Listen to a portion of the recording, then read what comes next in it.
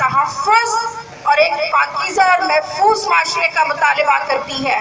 और इसके लिए जराइम के सद्देबाब के लिए सबसे पहले मुजरिमीन को करार वाक़ई सज़ाएँ दी जाए और फिर जितने भी आइन के मुताबिक आर्टिकल्स हैं, आर्टिकल 35 के मुताबिक शादी, खानदान, माँ और बच्चे के तहफ़्फ़ुज़ की जिम्मेदार ममलिकत है।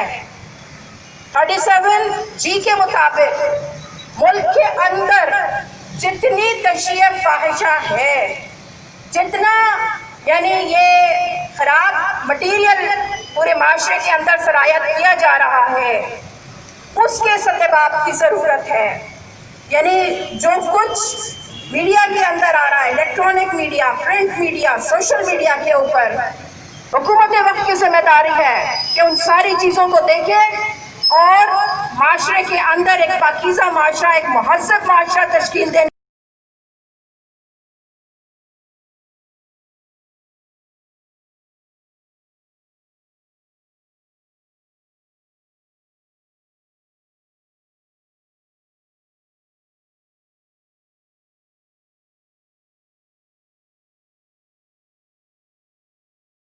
साहिबा और उसमें सफ़ी साहिबा ताकि मीडिया से बात कर सकें।